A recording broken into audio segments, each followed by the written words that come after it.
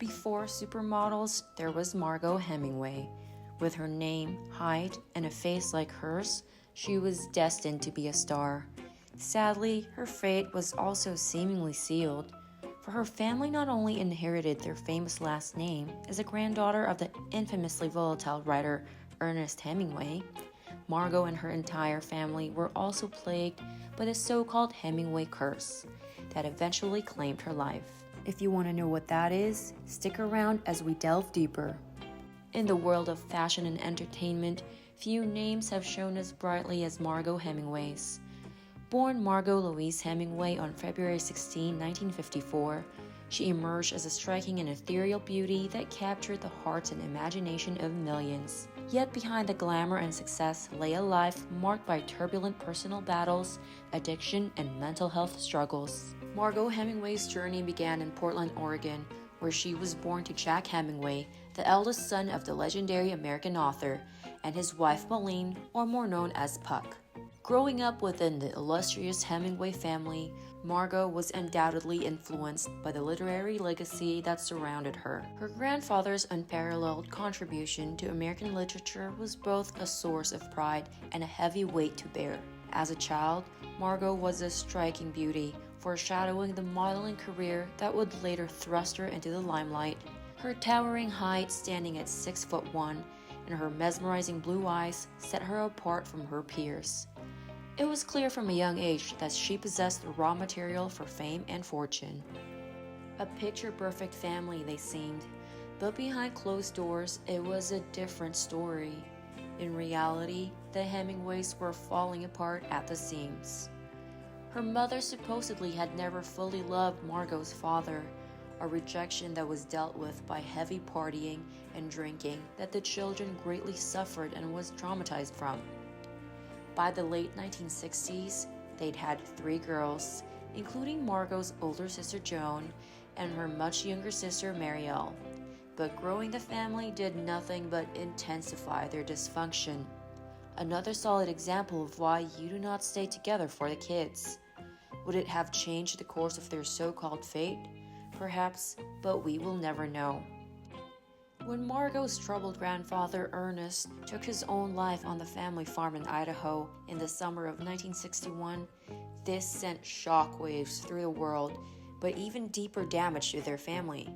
Before long, Margaux was trying to break free from this hellish home life and found that the best way to do that was to use her good looks to slide her way into the local bar at the tender age of 14. But that was just the beginning of her rebellion and attention-seeking ways.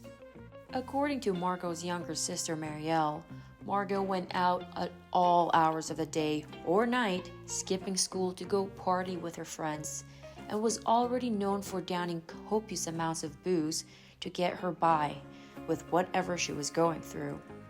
Margaux may have looked like she had it all, but several disorders accompanied her intense partying. And before she turned 20, Margaux was dealing with a host of psychological issues, including depression and bulimia, as well as epilepsy. Yet no amount of partying would ever help her feel better.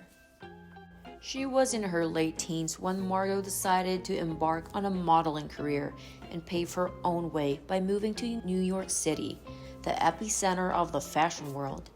While I'm sure her name helped her get her foot in the door, this Nepo baby worked for it. After all, it was her ethereal beauty and charisma that made her an instant standout in the highly competitive industry. By the early 1970s, Margaux Hemingway had ascended to international stardom, becoming one of the world's most sought-after supermodels. Her face graced the covers of prestigious magazines like Vogue and Elle and countless others more.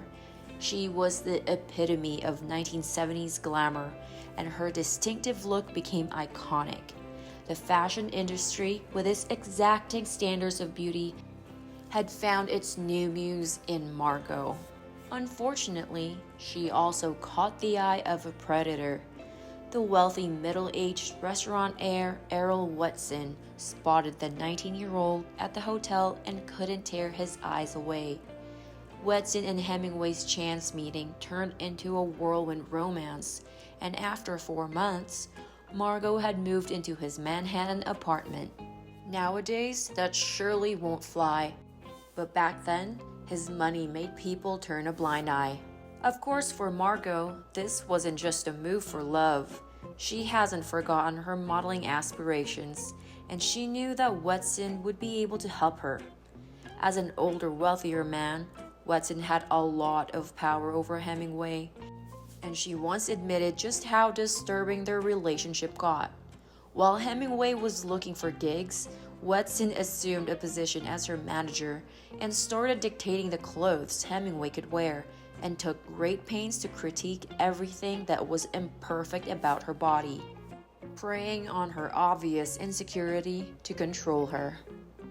Obviously, her heavy drinking didn't stop, and in her state of constant hazy hangovers, Hemingway decided the best thing for her to do was to actually marry her controlling lover, and the odd couple tied the knot in 1975.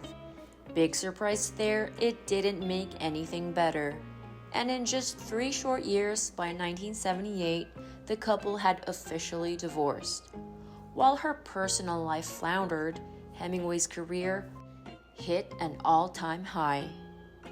But as with everything else, Margaux's rise to her status came at a price, and a hefty one at that. The fashion industry's relentless pursuit of perfection took a toll on her self-esteem and mental health. Margaux found herself grappling with the pressures of maintaining an idealized image. Like many in the industry, she faced tremendous pressure to conform to unrealistic beauty standards. As a result, Margaux kept struggling with eating disorders, a painful secret that haunted her throughout her life. Her experience shed light on the pervasive issues within the modeling world, where trying to portray perfection often led to unhealthy behaviors and mental health challenges. Despite her success in modeling, Margaux Hemingway harbored aspirations beyond the runway. In 1976, she made her debut in the controversial film Lipstick. The movie delved into themes of sexual assault and violence, with Margaux playing the lead role of Chris McCormick. Her performance, marked by its intensity and vulnerability, garnered both praise and criticism, which would also lead her to one of her depressive bouts, but more on that later. Taking on such a challenging and emotionally demanding role in her first film was a bold move for Margaux.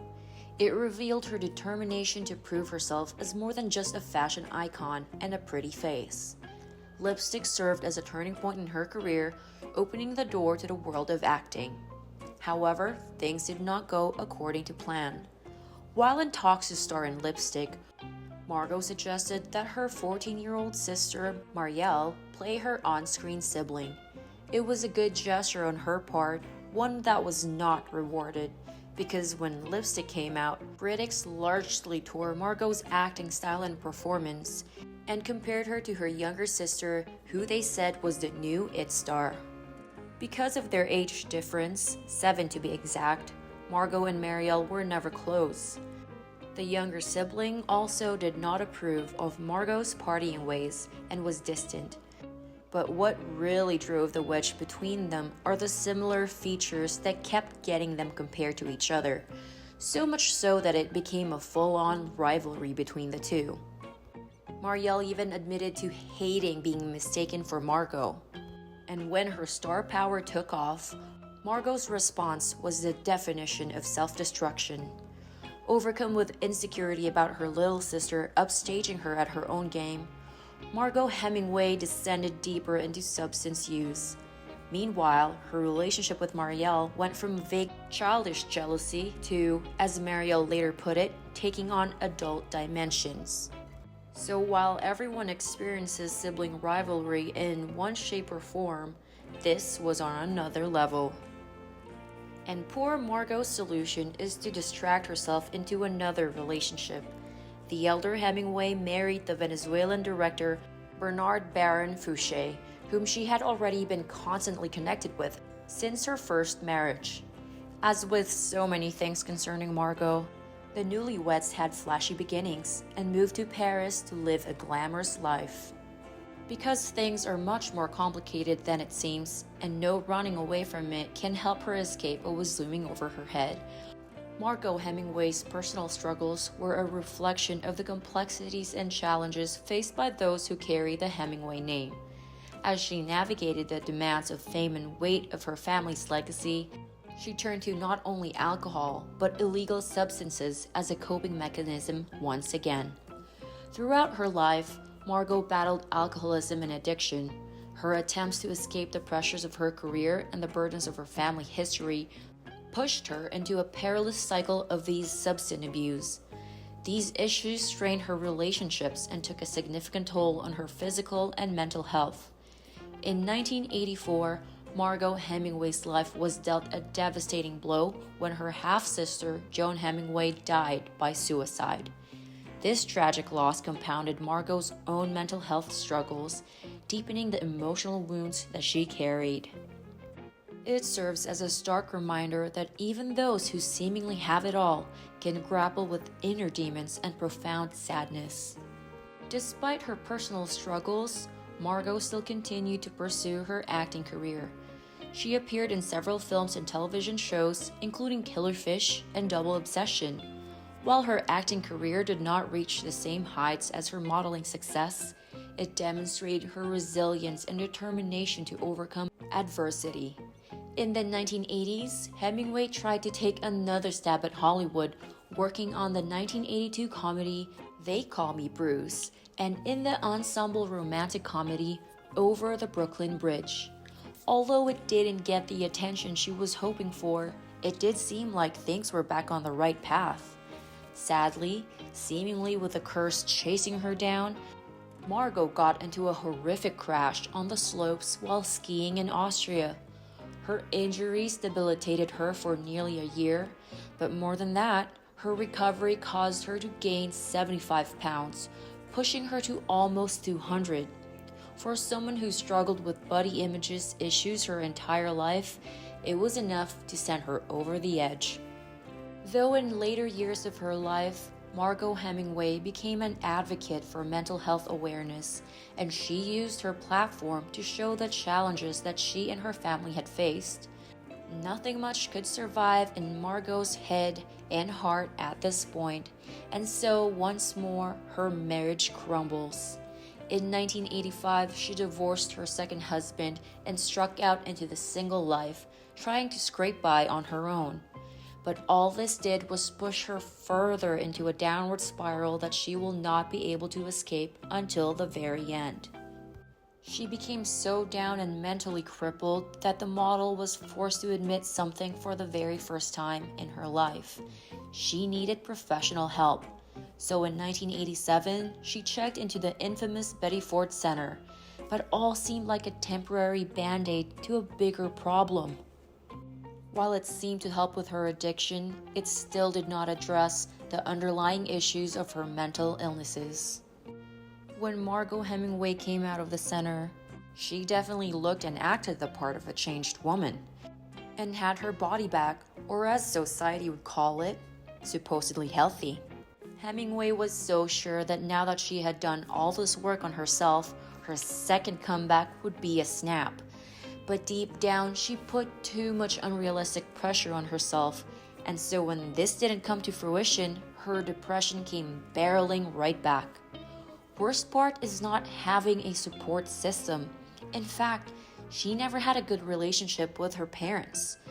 You'd think a mother would stand by her daughter through thick and thin, but that was not the case.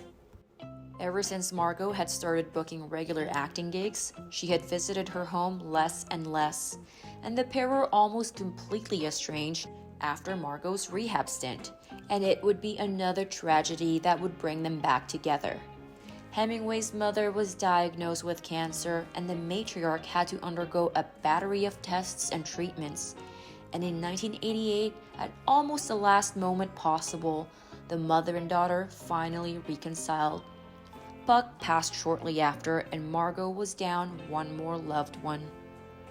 In the wake of her mother's passing, Hemingway nabbed a part in the French film Love in C Minor, but it was barely making any noise and no one in Hollywood was calling. So Margaux thought she would take the matter into her own hands and get the attention she so craved, even in negative light. So in the spring of 1990, she posed in her birthday suit for Hugh Hefner. From the Playboy stint to communicating with seagulls, whispers spread fast that she was off her rocker. Yet not one soul thought to seek her some help and wave off Hemingway's oddities with affection. That was a fatal mistake. Margaux had also just moved to a small apartment in Santa Monica, California, and the small, tight-knit community of friendly and caring neighbors could have been just the thing Hemingway needed to get her life back on track. Once again, the curse would not let her have her peace. Within days of Hemingway moving into her new place, her neighbors began noticing disturbing signs. When one neighbor talked to Hemingway just outside her apartment, they said they noticed she was troubled and looking very haggard. And no one was quite sure how to take this, and only one of her old friends saw it for what it was. Margaux's longtime friend Judy Stabile had witnessed a strange series of mood changes, and so she tries to check in on her daily. But tragically, in the last week of June, Hemingway stopped returning her calls entirely, pushing Stabile to make a visit to her in person. Regretfully, it was a bit too late. When Judy pulled up to Margaux's apartment that fateful day, she could see the model's car in the driveway, but no one was answering the door. She had a sinking feeling that something was terribly wrong, so in desperation, she grabbed a nearby ladder and looked in through the bedroom window of the house, where she could see her friend Margaux lying motionless on her bed. Reportedly still in a nightgown and with her arms folded, as if she could wake up at any moment. Only she wouldn't and couldn't. Although she phoned emergency service right away, there was nothing they could do to bring back her dear friend, as it became evidently clear that she passed away through the night. Although the autopsy results on Margaux's body were initially inconclusive, after the toxicology report came in, it showed that Hemingway had overdosed on phenobarbital. The Hemingway curse caught up to her after all, after sinking into another depression, and she had ended her own life. At first, Margaux's sister Marielle was in complete denial and refused to believe that her sister had taken her own life. And when the news of her passing broke to her father and her stepmother Angela, they apparently received it with cold stoicism and didn't really say much. Whether they knew the curse was real or not, or maybe it was because of Margaux's history that they knew it was sadly bound to happen, the news of Margaux Hemingway's purported suicide made waves and was heavily reported on and breathed life into the curse once more. The Hemingway Curse, often cited as an example of familial pattern of suffering and tragedy, has garnered significant attention over the years. While it is crucial to approach such claims with caution, there are undeniable patterns of mental health struggles within the Hemingway family, and this raises questions about the role of genetics, environment, and the interplay between the two in shaping the destinies of family members.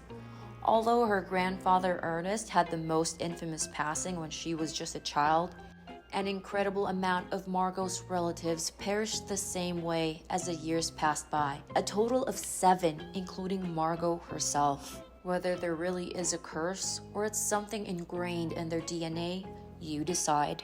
Margaux Hemingway's life was a poignant tale of beauty, fame, and tragedy. Her rise to international stardom in the world of fashion and modeling showcased her talent and charisma, yet her personal struggles with addiction, depression, and the weight of her family's name cast a shadow over her remarkable journey. In remembering Margaux Hemingway, we are confronted with the fragile nature of human existence and the importance of empathy and understanding in the face of mental health challenges. While the Hemingway Curse remains a subject of debate, Margaux's story emphasizes the need for open conversations about mental health and the significance of breaking the silence that often shrouds these issues. Margaux's legacy is not defined solely by tragedy, but her resilience, determination, and advocacy in the face of adversity. Her life serves as a lesson that even in the face of the most daunting challenges, one can find the strength to make a lasting impact and raise awareness about issues that affect us all. If you are interested in the lives of the rich and famous, stay tuned. Make sure you like and subscribe for more of these videos.